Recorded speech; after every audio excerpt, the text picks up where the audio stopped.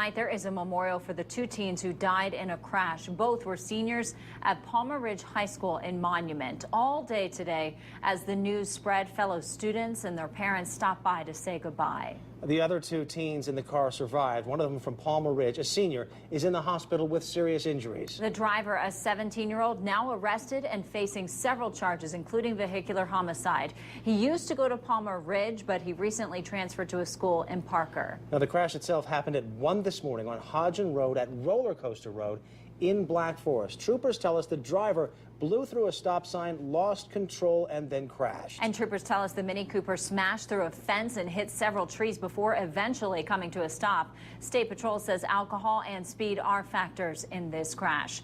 11 News reporter Elisa Chin joins us live tonight from Palmer Ridge High School. Elisa, this has to be so hard for the students there. And that's why grief counselors are going to be here tomorrow and through the rest of the week to help the students. On the soccer field at Palmer Ridge High School, hundreds of students gathered together to remember their friends, Ryan Pappas and Beau Begier.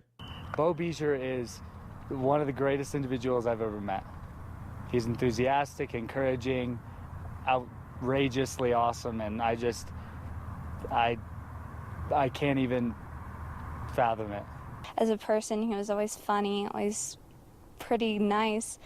He made my brother really smile a lot. Like Beau, friends tell us Ryan was also an incredible person and loved sports. Played baseball, stud baseball player, and you know, Ryan Pappas was a very, very, very good individual, and that's what makes this so unbelievably heartbreaking. Ryan is one of the sweetest guys I know. It was honestly an honor to know him. State troopers tell us the driver ran a stop sign and lost control before slamming into this tree.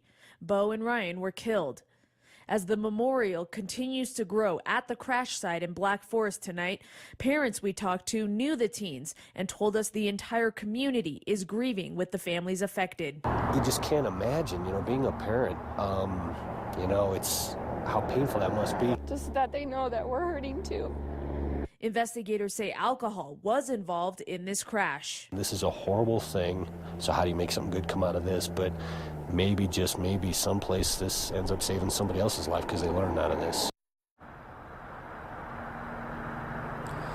Now, the family of one of the boys killed reached out to us tonight. As you can imagine, they are completely shocked and at a loss for words.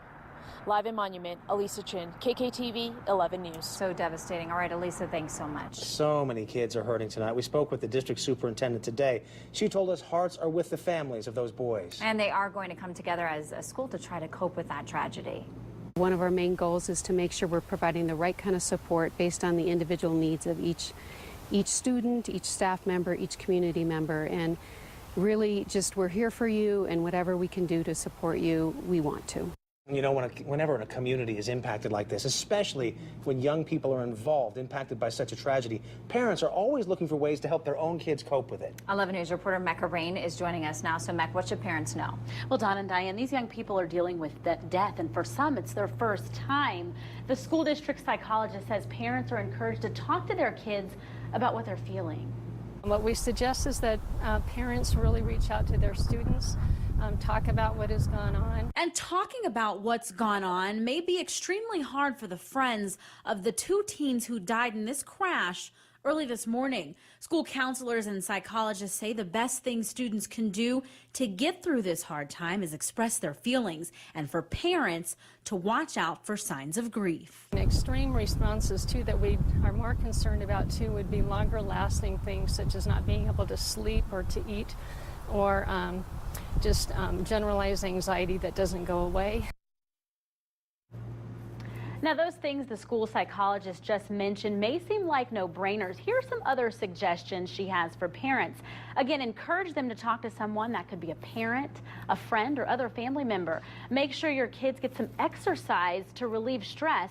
And then she also suggests doing something thoughtful for the families who lost their children. Now, the students who are dealing with this should also reach out to peer groups. Could be helpful. Okay, Mecca, thank you very much for that insight. We appreciate that. Now, as this whole thing moves forward, we're wondering what a lot of you are probably wondering tonight. who gave that teen driver the alcohol, because it is a crime. They're underage. We are asking State Patrol where that part of the investigation is going. Of course, we'll let you know as soon as they give us some answers.